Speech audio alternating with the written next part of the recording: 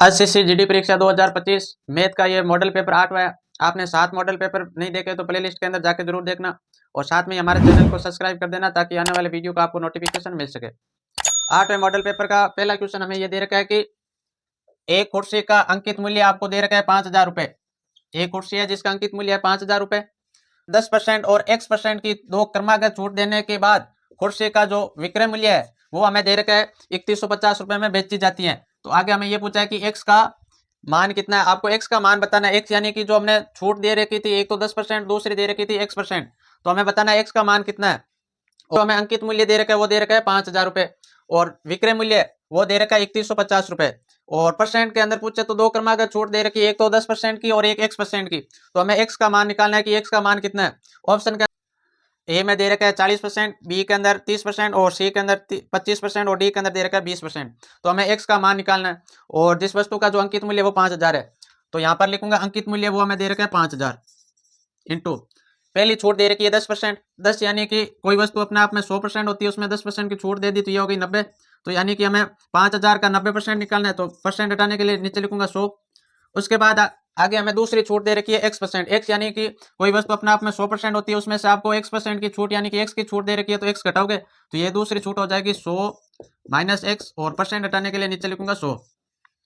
दो छूट देने के बाद जो विक्रय मूल्य आया है वो है 3150। अब इसको सरल करेंगे, 2 जीरो से ये 2 जीरो कट गए, इससे ये कट गया और इस जीरो से ये जीरो कट गया। अब यहाँ पर बनता है 5 इंटू 9 गुणा के अंदर बनता है 100 माइनस एक्स और बराबर में बनता है आपके 3150। ये आपके बनता है। अब ये दोनों गुणा के अंदर इधर आएगा तो भाग के अंदर, तो ये हो जाएगा 100 माइनस एक्स बराबर 3150 और ये दोनों क्या गुणा के अंदर है तो नीचे आ जाएंगे इसके भाग के अंदर 5 इंटू 9।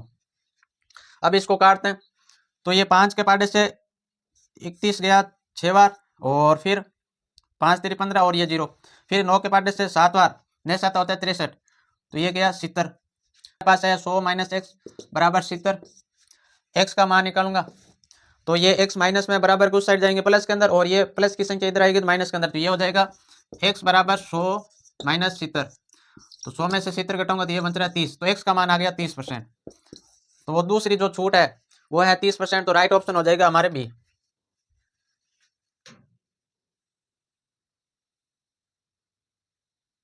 आगे क्वेश्चन दूसरा है। दूसरा क्वेश्चन ये 2024 के पेपर के अंदर पूछा गया सवाल है। दूसरे सवाल के अंदर है कि पीतल में तांबे और जस्ते का अनुपात हमें दे रखा है 25:12 है। तो तांबे के अंदर, तो पीतल के अंदर तांबे और जस्ते का जो अनुपात है वो हमें दे रखा है 25:12 है। आगे पूछा है कि 370 केजी पीतल में तांबे की कितनी मात्रा है। तो आपको यह बताना है कि जो 370 केजी पीतल है उसके अंदर तांबे की मात्रा कितनी है और तांबे और जस्ते का जो अनुपात दे रखा है वो है 25:12। ये 2024 के अंदर पूछा गया सवाल है। तो इसको करने के लिए पहले हम दोनों अनुपातों को जोड़ लेंगे, तो ये हो जाएगा 25 प्लस 12, दोनों को जोड़ेंगे तो ये हो रहे हैं आपके 37। अब हमें यहाँ पर पूछा है कि तांबे की कितनी मात्रा है। तो तांबे का जो हमें अनुपात दे रखा है वो है 25, तो यहाँ लिखेंगे 25 बटे के अंदर कुल अनुपात दे रखा है 37 दोनों को जोड़ने पर। और पीतल की जो केजी पूछी है वो जो पीतल है वो हमें दे रखा है 370 केजी। तो इसको सरल करेंगे तो ये इसको काटेंगे तो ये 10 बार, फिर 25 को 10 से गुणा करूंगा तो ये हो जाएगा हमारे 250। पीतल की जो मात्रा है वो है 250 केजी और 250 केजी राइट ऑप्शन हो जाएगा डी। आगे तीसरा सवाल हमें दे रखा है कि एक व्यक्ति पहले 11 किमी की दूरी 60 मिनट में और अगले 22 किलोमीटर की जो दूरी वो 30 मिनट में तय करता है। आगे हमें पूछा है कि पूरी यात्रा के दौरान उसकी औसत चाल कितनी है। तो हमें औसत चाल बतानी है कि पूरी यात्रा के दौरान उसकी जो व्यक्ति है उसकी औसत चाल कितनी है। तो औसत चाल निकालने का सूत्र होता है औसत चाल बराबर होता है कुल दूरी और बटे के अंदर होता है कुल समय। तो हमें पहले कुल दूरी निकाल लेते हैं। कुल दूरी हो जाएगी पहले तो वो 11 किमी चला, 11 प्लस उसके बाद वो चला 22, तो 11 और 22 हो गया आपके 33 किमी। कुल दूरी तो आ गई 33 किलोमीटर। अब हम कुल समय निकालते हैं। तो कुल समय पहले तो था यहाँ पर 60 मिनट और उसके बाद है 30 मिनट, लेकिन हम ऑप्शन के अंदर दे रखे हैं तो ये किलोमीटर प्रति घंटे के अंदर दे रखा है, तो हमें ये मिनट को घंटे के अंदर चेंज करेंगे। तो पहला है 60 मिनट, तो ये हो गया 60, इसको घंटे में चेंज करूंगा तो ये घंटे में 60 मिनट होता है, तो 60 में 60 का भाग दूंगा प्लस का प्लस। फिर है 30 मिनट, 30 मिनट को भी घंटे में चेंज करूंगा तो मैं 60 का भाग दूंगा। इससे ये चला गया तो ये 1 प्लस का प्लस, इससे ये गया और 3 के पार्टे से 3 एक बार और 6 गया 2 बार, ये हो गया 1/2। अब इसके नीचे लिख के एक और ले चलूंगा तो ये हो जाएगा आपके 2, 1 का भाग 2 में दूंगा 2 बार, 2 को 1 से गुणा करूंगा 2 प्लस का प्लस, 2 में 2 का भाग दिया 1 और 1 को 1 से गुणा करूंगा 1, फिर इनको जोड़ेंगे तो 3/2, ये आ गया घंटे के अंदर। अब हम निकालते हैं कि औसत चाल होती है कुल दूरी बटा कुल समय। कुल दूरी तो हमें अभी निकाला 33 और कुल समय अभी हमने निकाला, ये हो गया 3/2।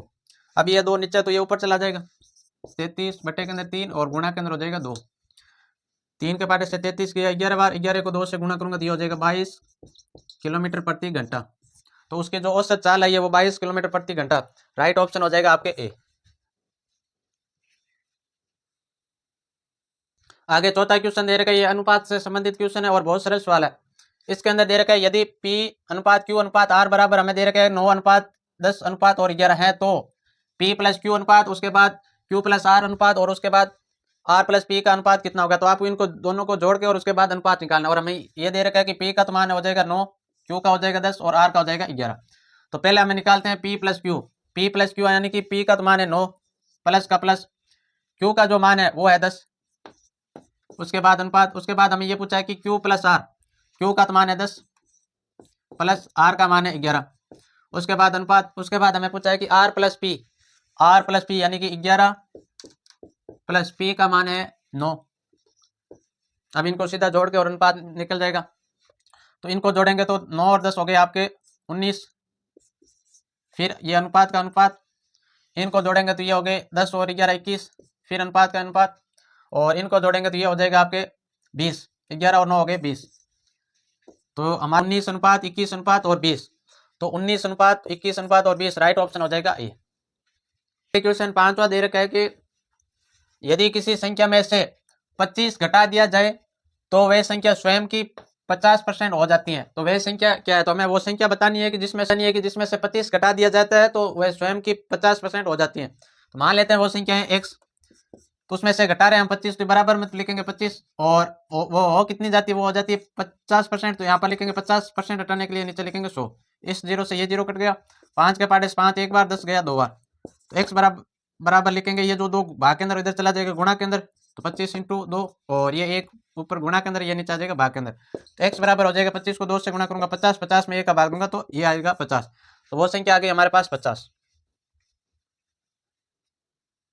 छठे क्वेश्चन को हम बोर्ड मास के नियम से सरल करेंगे। तो यहाँ पर हमें दे रखा है कि 880, फिर प्लस, फिर यहाँ पर दे रखा है कि 41 के अंदर भाग देना 14 का। तो पहले हम भाग को सरल करेंगे, तो यहाँ लिखेंगे 41 बटे के अंदर आ जाएगा 14, फिर गुणा के अंदर है हमारे 84 और उसके बाद माइनस में दे रखा है 26।